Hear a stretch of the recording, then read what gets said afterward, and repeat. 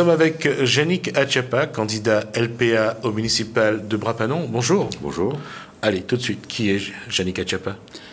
Je suis donc panonnais natif de Bras-Panon, âgé de 43 ans, marié et père de 2 enfants, une fille de 12 ans et une fille de 15 ans et un garçon de 12 ans. Je suis également professionnellement responsable de service juridique au sein d'un établissement public et je suis vice-président du LPA. On va juste corriger, vous êtes sûr que vous avez 3 enfants, ça s'arrête là? Non, j'en ai 2. Ah, d'accord, ok. Parce qu'à un moment donné, j'en ai cru qu'il y en avait 3. Non, j'en ai 2. Alors, ma deuxième question, c'est qu'est-ce qui motive votre candidature?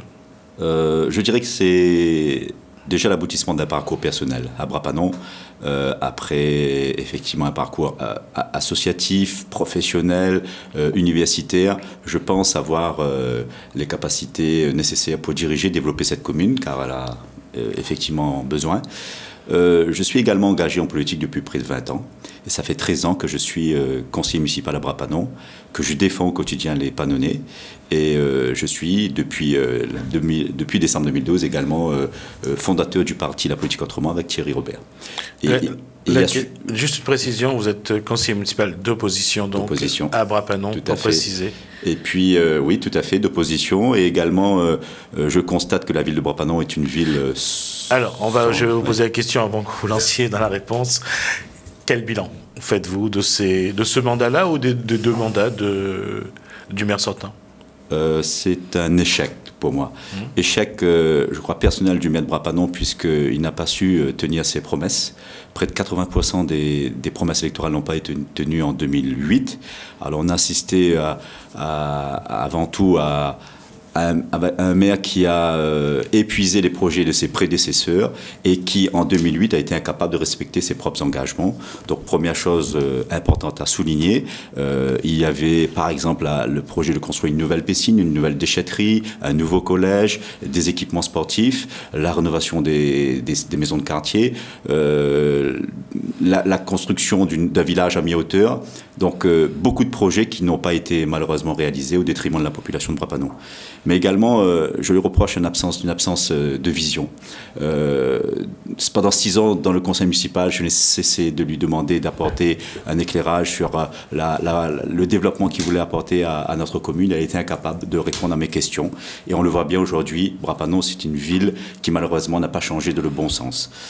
Également, une incapacité pour le maire de Bras-Panon de dépasser les clivages politiques. Et on l'a vu, notamment, je prends l'exemple des contrats à venir proposés par un gouvernement de gauche, 5000 contrats, le maire de Bras-Panon n'en a pas pris aucun, car en quelque sorte, il punit la population du simple fait que c'est un maire de droite et qu'une proposition de gauche qui ne peut être acceptée. Et puis, je pense qu'il a fait la démonstration qu'il a une relation très compliquée avec sa population. Il fait peur à sa population. Il veut tout diriger. Comme souvent je le dis, il veut être le directeur de la mairie, mais également le chef de la brigade de gendarmerie, le directeur de toutes les écoles, le président de toutes les associations. Et c'est inadmissible. Nous sommes en démocratie et je crois qu'il faut remettre M. Gontier à sa place. Il est maire, je pense qu'il a voulu occuper trop de fonctions et il a oublié sa population. Et je pense que cette politique au coup par coup, c'est une politique au coup par coup, a été préjudiciable au développement de notre commune. Et on se rend bien compte que 13 ans après, le résultat, c'est que c'est une gestion également épinglée par la Chambre régionale des comptes.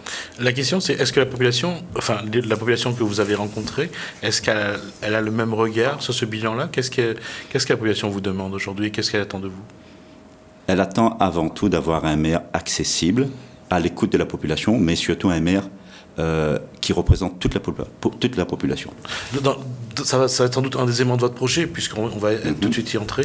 Quels vont être les grands axes, hormis la proximité? Quels sont les autres grands axes de votre projet? Les grands axes de mon projet, c'est de réconcilier la ville de Bras-Panon avec l'activité et l'emploi. Je crois qu'il y a un gros besoin en matière d'emploi. D'une part, malgré la zone franche urbaine à Bras-Panon, les 20 hectares disponibles dans la ZAC de Pagnandy, la belle desserte routière, l'eau en abondance, le maire de Bras-Panon n'a pas su créer et répondre à une de ses promesses qui était de faire baisser le taux de chômage. À Bras-Panon, nous sommes passés de 2008 à 2013, de 1500 chômeurs à 2300 chômeurs, soit plus 55% de chômage, ce qui est une catastrophe. Et à contrario, il n'a pas su également augmenter. D'ailleurs, il a diminué le nombre de contrats aidés en mairie, puisque moins 20% de contrats aidés. Et je crois que la population a besoin de plus de solidarité. On entend trop souvent les mêmes remarques sur l'attribution des contrats, toujours aux mêmes familles, au même nom. Donc je crois que là, il y a une plus grande solidarité. Deuxième chose très importante, c'est l'eau qui est impropre à la consommation. Et il nous faut arriver à travailler rapidement sur une eau propre à la consommation, une eau de qualité. Et bien évidemment, nous allons nous engager dans l'usine de potabilisation, mais également tester, aller sur la voie du forage avec une utilisation de ressources de type éolien ou photovoltaïque pour avoir une eau de très bonne qualité et également maîtriser, voire diminuer le coût de l'eau à terme. Et je crois qu'il y a également de nombreuses demandes dans le domaine de l'enfance, puisque de nombreux parents aujourd'hui n'ont pas la capacité à occuper le temps de l'enfant après l'école. Donc on souhaite développer l'accueil périscolaire. On souhaite également disposer de nombre de places en crèche supplémentaires et également augmenter les places au niveau des centres aérés. Et enfin, comme je le disais tout à l'heure, c'était pouvoir avoir un plan global d'animation, parce que les gens s'ennuient à Bras-Panon. Sur 7 maisons de quartier, il y en a pratiquement 5 qui sont fermées. Donc c'est une catastrophe. Sur les projets que nous allons nous-mêmes développer, je dirais qu'il y a 5 projets majeurs qui peuvent résumer l'état d'esprit de notre organisation, de notre mouvement. Dans un premier temps, c'est, je disais, la mise en tourisme de Bras-Panon avec la création d'un parc touristique de 9000 m² dédié à l'orchidée et à la vanille et fait de Bras-Panon la capitale de la vanille à La Réunion, voire même de l'océan Indien et des îles Vanille. Nous avons un potentiel énorme. Nous accueillons 30 000 touristes actuellement. Quand on sait qu'il y en a 200 000 qui vont à Salazie tous les ans, nous, on voudrait récupérer au moins 100 000 à terme, 100 000 visiteurs et générer environ 3 millions d'euros de chiffre d'affaires, de courant d'affaires à Bras-Panon. Également, un programme qu'on appelle Active Jeunes, qui va permettre de développer l'animation dans tous les quartiers, rééquilibrer les structures, les infrastructures dans les quartiers et pouvoir faire vivre davantage ce champ de foire qui est vide et qui est fermé pendant 360 jours sur 300 jours sur 360 jours. Également, une priorité pour l'emploi, je le disais, une stratégie d'implantation d'entreprises, de création et d'accompagnement des entreprises. Et là, j'en fais ma priorité. Voilà, j'en fais ma priorité. Une pensée en direction de nos seniors, avec un projet qui s'appelle Gramoun en forme, pour permettre à ces personnes d'avoir de plus en plus d'animation, de rompre l'isolement. Et puis, nous allons, par exemple, étendre le portage de repas à domicile le week-end. Parce que, évidemment, le week-end, ces personnes ont besoin également de manger. Et le projet à destination de l'ensemble des Panonnais, c'est aussi sur la petite enfance, vous avez quoi comme projet? Sur la petite enfance, nous allons augmenter le nombre de places au niveau des crèches. Voilà, capacité d'accueil, lancer les maisons d'accueil maternelles, donc mettre à disposition de ces associations des locaux communaux pour permettre l'activité d'accueil des enfants, mais également permettre à tous les porteurs de projets, comme je disais à l'instant, qui souhaitent créer par exemple une micro-crèche, qui souhaitent se lancer dans ce genre de projet, de pouvoir disposer d'un accompagnement technique, administratif, mais également d'une aide, une aide financière de la commune de Bras-Panon. En termes d'aménagement de territoire, comment vous voulez articuler tous ces projets que vous voulez porter? Je crois que c'est un point sensible puisque l'aménagement de Bras-Panon est déséquilibré. Il y a des fonctions essentielles qui ont été sous-représentées, voire même absentes.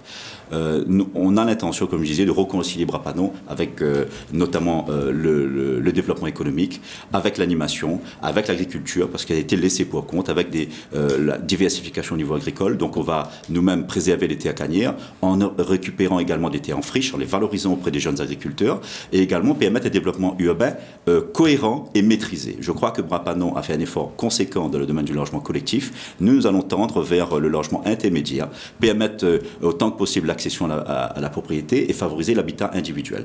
Je crois que Bras-Panon doit rester cette commune rurale et dynamique au service de toute la population. Et aujourd'hui, nous avons assisté à une poussée démographique qui, malheureusement, n'ont pas été accompagnées de mesures en matière de services publics et privés suffisants pour nous empêcher de voir le regard, malheureusement, que nous impose M. Gontier aujourd'hui, le regard d'une ville dortoir, une ville qui est abandonnée et une ville où les gens ont effectivement plus de grands défis à relever puisqu'ils sont laissés pour compte. Yannick Atchapa, il nous reste que quelques secondes avant la fin de cette discussion. Quel message avez-vous pour les Panonnais? Je voudrais leur dire que le temps du changement est arrivé, le changement est nécessaire. Je souhaite être le maire de tous les Panonnais. J'ai lancé d'ailleurs un appel au rassemblement. Et je pense être capable d'avoir toutes les compétences pour diriger cette commune et également pour mettre au service de la population une équipe d'élus qui seront disponibles, qui vont respecter la population et l'écouter. Et je leur demande de faire en âme et conscience l'analyse de notre liste, l'analyse de notre projet et de faire confiance à la liste que je conduis qui va apporter dès le 23 mars un changement tant attendu à Brapano. Jean-Luc Gatchapa, je rappelle donc que vous êtes du LPA, la politique autrement, que vous êtes donc candidat au municipal de Brapanon. Je vous remercie d'avoir répondu à nos questions. Merci à vous. Merci.